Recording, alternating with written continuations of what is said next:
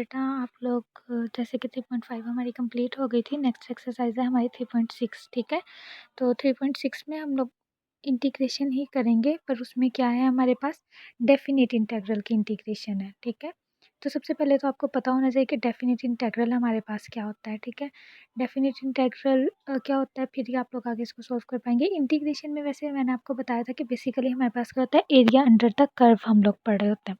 किसी भी चीज़ का एरिया अंडर द कर्व पढ़ रहे होते हैं, हम एरिया मेजर कर रहे होते हैं किसी भी चीज़ का। ठीक है, इंटीग्रेशन में तो जब हम डेफिनेट इंटीग्रल की बात करते हैं तो हम लोग क्या करते हैं, हमें एरिया अंडर द कर्व तो मेजर कर रहे होते हैं, लेकिन हमें बताया हुआ था कि किन पॉइंट्स के बीच के बीच में ही हमने एरिया मेजर करना है। ठीक है, डेफिनेट इंटीग्रल में क्या होता है, हमें स्टार्टिंग पॉइंट और एंडिंग पॉइंट बताया हुआ होता है कि इतने पॉइंट्स के अंदर ही हम लोगों ने एरिया मेजर करना है अपना। ठीक है, किसी भी कर्व का। तो यहाँ हमारे पास इसको शो कैसे करते हैं, A is equal to A से B F of X D X. और जो इंडेफिनिट इंटेग्रल होता है उसमें हम लोग एरिया कैसे शो करते हैं, A is equal to F of X D X. ठीक है, इसमें हम लोगों को ये नहीं बताया हुआ होता कि हमने किन पॉइंट्स के बीच में इंडेफिनिट में हमें ये नहीं बताया हुआ होता। ठीक है, कि किन पॉइंट्स के बीच में ही एरिया मेजर करना है, उसमें हमने पूरा का पूरा एरिया मेजर करना होता है। ठीक है, जबकि डेफिनेट इंटेग्रल में क्या होता है, हमें 2 पॉइंट्स एग्जैक्ट बता दिए जाते हैं कि इन 2 पॉइंट्स के दरमियान में जितना एरिया बन रहा है वो हम लोगों ने मेजर करना है। ठीक है, तो इसकी डिफाइन क्या है हमारे पास, definite integral of F of X from X is equal to A to X is equal to B is written as A is equal to A से B F of X D X. ठीक है, यहाँ B क्या हम लोग बोलते हैं, B को हम अपर लिमिट बोलते हैं और ए को क्या बोलते हैं, लोअर लिमिट।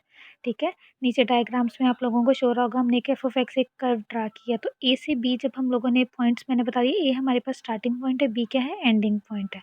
तो इनके बीच में ही हम लोगों ने एरिया मेजर करना है। तो ये कौन सा हो जाएगी हमारी कर्व, ये हमारे पास डेफिनेट इंटीग्रल को सोल्व करना हो जाएगा हमारे पास। ठीक है, और इनडेफिनेट इंटीग्रल में क्या होता है, हमारे कर्व के अंदर जितना भी एरिया हमने सारा का सारा मेजर करना है। यहाँ स्पेसिफिक वैल्यूज़ नहीं दी हुई होती, हमने किन 2 स्पेसिफिक वैल्यूज़ को एरिया मेजर करना है। ठीक है, तो उसके बाद है बेटा इनडेफिनेट इंटीग्रल्स की डेफिनेट इंटीग्रल्स की प्रॉपर्टीज़।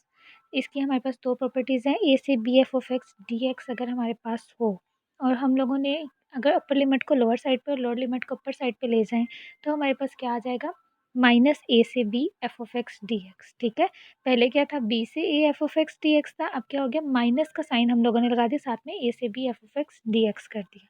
सेकंड प्रॉपर्टी डेरिवेटिव के चेन रूल की तरह है हमारे पास, ए से B F of X D X हो तो हमारे पास क्या आ जाता है, ए से C F of X D X plus C to B F of X D X. मतलब कि हम इंटरवल्स में डिवाइड करके एरिया मेजर करते हैं। ठीक है, 2 इंटरवल्स में डिवाइड कर लेते हैं, हाफ हाफ एरिया मेजर करके उनका सम ले लेते हैं। ठीक है, तो फॉर एग्जांपल अपर वाले की मैंने आपको ऊपर वाली प्रॉपर्टी की एग्जांपल दी है मैंने आपको, 1 से 2 एक्स डी एक्स अगर हमारे पास हो तो उसको हम कैसे लिख सकते हैं, -1 से 2 एक्स डी एक्स। ठीक है, हमने अपर लिमिट को लोअर में ले गए और लोअर को अपर में ले गए। इसी तरह 0 से पाई कोस एक्स डी एक्स है, तो अगर हम इसको इंटरवल्स में डिवाइड कर लें तो इसका एरिया मेजर करना हमारे लिए ज़्यादा ईजी हो जाएगा। ठीक है, तो क्योंकि 0 से पाई बाई 2 में हाफ इंटरवल में वो पॉजिटिव होगा और हाफ में क्या होगा, पाई बाई 2 से पाई में क्या होगा, नेगेटिव वैल्यू देगा।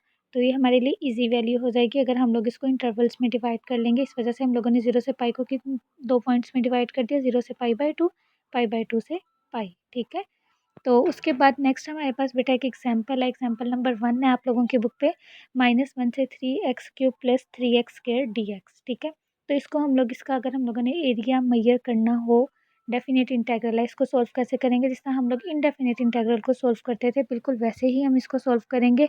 एक्स क्यूब की इंटीग्रेशन सिंपल, आपने अभी लोअर लिमिट अपर लिमिट को नहीं छेड़ना, आप लोगों ने बस यही देखना है कि आप लोग सिंपल एक्स क्यूब की इंटीग्रेशन करोगे, 3x स्क्वायर की इंटीग्रेशन करोगे, अलग अलग इंटीग्रेशन की एक्स क्यूब की क्या हो जाएगी, एक्स की पावर 4/4। ठीक है, यही करते हैं, पावर में ऐड कर लेते हैं। इसी तरह एक्स स्क्वायर की क्या हो जाएगी, एक्स की पावर 3/3, 3 से कैंसिल हो गया हमारे पास।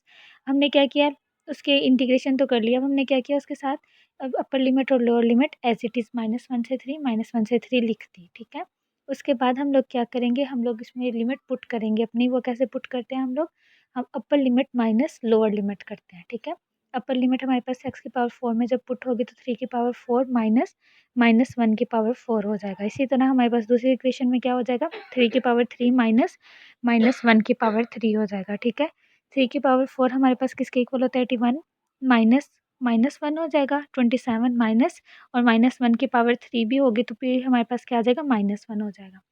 तो ये हमारे पास क्या आंसर आ गया इसका, 81/4 80 और 28।